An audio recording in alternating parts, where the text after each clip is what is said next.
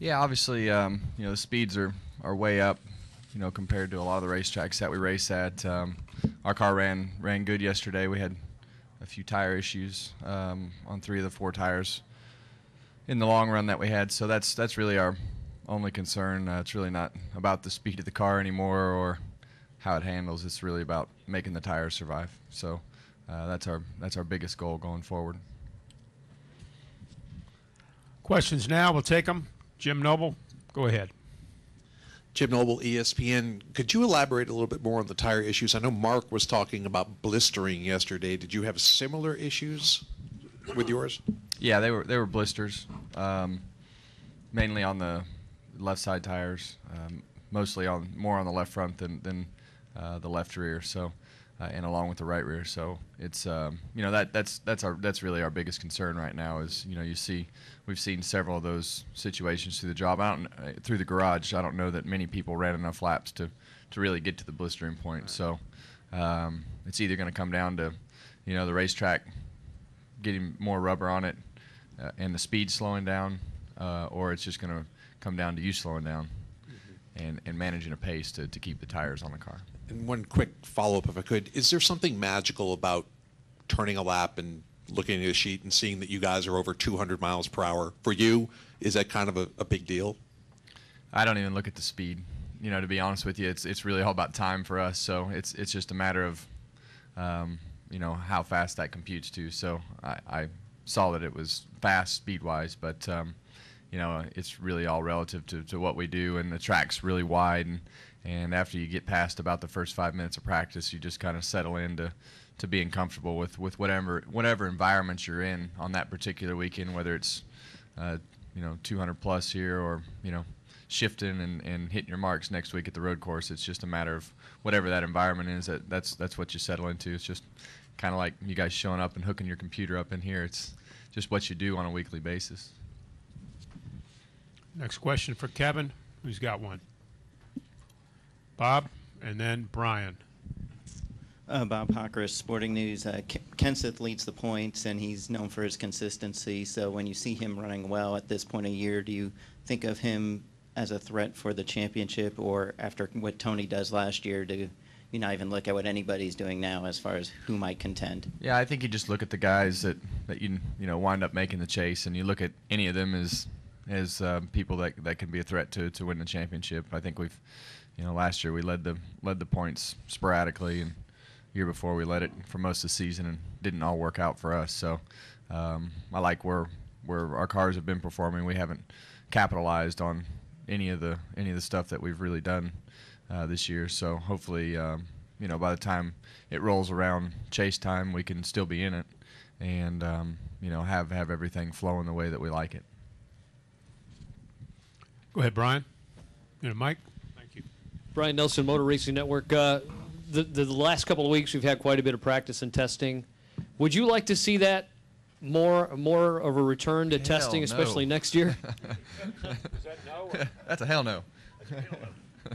Why no. I think if it was, obviously we test as teams, but we don't need more. If it was the testing that we've already done allowed at the particular racetracks that we raced at, that would be great. But to do the testing that we do and then add in more testing, it's really not about me or Shane. It's really about the guys on the team.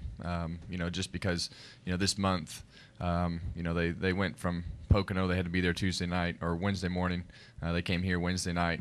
We worked, Sunday night when they got home, Monday, Tuesday in the shop. We have to be, we're doing some road course testing next week and have to be in Colorado on Tuesday morning. So, those are the guys that I feel bad for, and I'll do whatever. I'll test. I can test every week if that's what they want me to do, but it's really not productive for us in the shop and requires a tremendous amount more people. So, you're talking about the price goes up. But I think that, if there were, like we used to have it 3 to 5, 7, whatever that number may be, that NASCAR allows us, it would keep us from going to Nashville's and the places that we go test that you try to make a guess. You'd get much better information if you could go to the right racetracks for sure. But not more. We don't need more. Let's come down here to Lee. Why Colorado? I mean, Hell, I have no idea.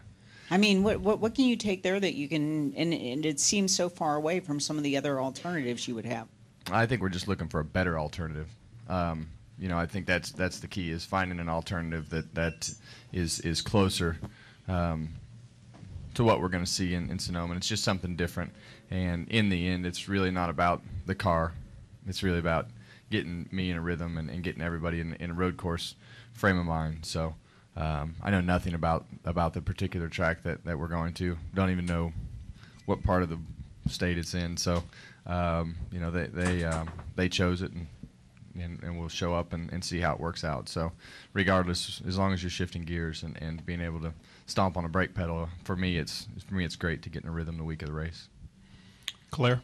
Claire B. Lang, Sirius XM NASCAR Radio. Yesterday I was walking through the garage and a guy rolled by and said, "What are you going to do about the tires? What are you finding out?" And I said, "Well, what do you mean?" And he said, "Either blistering is terrible. I didn't tell you this." Then I went through the garage and asked a lot of people, and some of the people said, "Well, the blistering was there, but it's indicative of a new track surface or the first laps you put on, and that would settle down." Can you put it in perspective even more than you did? Is it an issue? Is it something that would be indicative of coming to a repave, or is it more than that?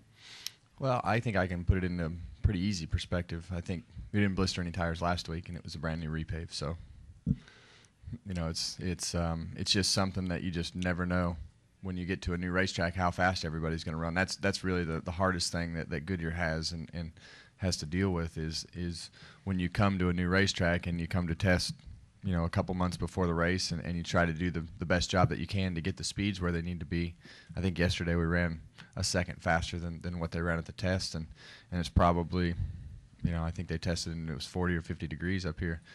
It's going to be 90. So, I mean, you're looking at, 40-degree swing of whatever the high was that day to what we're going to race in. So, that's virtually an impossible job until you get on a racetrack. And a lot of times, you see these problems, and you get in a race and the pace slows down like it did last week. We ran a second slower than I really thought we would run, and probably a second and a half slower than what we ran in race trim and practice. So that takes care of a lot of the problems. And now, from yesterday, the teams have on their minds that we need to take care of the tires. So it tends to be a little less aggressive from setup-wise. So that's probably good that it happened yesterday and didn't just pop up on a day like today and you don't have any more practice.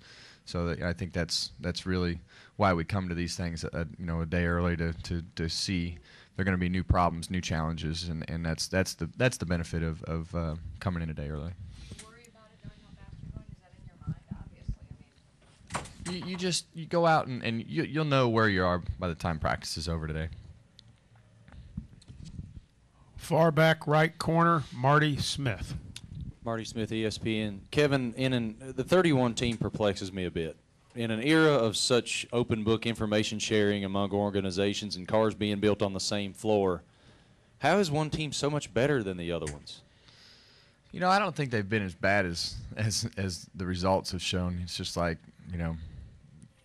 they got off to a slow start for sure. But I think as you look at the last few weeks, they've run a lot better, and that's the hard part. I mean, we redid everything at the beginning of the year, and I think myself and Shane just had the luxury of knowing each other and working together before, and that got us going a little bit quicker. It still didn't come off as we would have all as quick as we would have all liked to, but as it's progressed, the performance has been pretty good. We've made a number of mistakes, and I think it's just taken those guys a little bit longer just to get everything rolling. And I don't think that the last few weeks have been that bad for him. I think last week he was sitting 8th or 9th, and I don't even remember what happened. It seems like the weeks have run together, but they just got to keep working at it. Let's come back here to the middle. Patrick. I'm sorry, David had one. David and then Patrick. Yeah, David Newton, ESPN.com. You hear fans talk all the time about they miss the days of when there was a little aspect of danger out on the track. Do these speeds, with tires blistering and anything, does that bring back that to the sport a little bit? Sometimes you just want to slap them, don't you? I mean, it's just one of those things where it's just do you want to do they want to see it's just a matter of what you want to see. Regardless of what you do, whether it's 190 or 215, it's still pretty darn dangerous no matter what you do. But it's just one of those things where I've learned a long time ago that you're going to have a group of people that are happy and a group of people that are never happy, and you do your own thing, and you let the suits of the world try to figure out what's right and what's wrong for the sport. Patrick Libby, NASCAR Productions, right here in the middle. Kevin, next week we're going into Sonoma. You've been pretty solid there the last 2 years. Is there anything you can attribute to that, and can you just talk about Sonoma in general? Yeah, I really enjoy the road course stuff. It's been something that we only get to do a couple times a year on the Cup side, so we've been fortunate to be able to put effort into our cars and preparation time to be able to go there and be competitive. So it'd be nice to get the first win on that particular track in the Cup Series. It's always fun to win in your home state, as we got to do last year in California, at California Speedway. So it'd be nice to check that one off the list, and always a lot of family and friends, and I really enjoy going out there and spending a few days. Any more questions for Kevin? Lee, right here. Just to clarify things, and not to harp on a subject which is really sensitive out in the garage, but there seems to be a false sense of security on the outside looking in because of all the safety innovations. Can you explain why what you do takes such precision, and why it is so dangerous for the people who have perhaps thought that it's not what it once was? I mean, can you kind of explain to them a situation and what can happen in a split second, so they realize that it is, we're seeing the same thing that we've watched, for 50 years, even at a higher rate of speed, with cars that are, 25 cars now have an opportunity to win on a Sunday as opposed to 2 or 3. You guys going door to door, et cetera, et cetera. So, there is, because nobody knows that better than you, the guy sitting in the cockpit.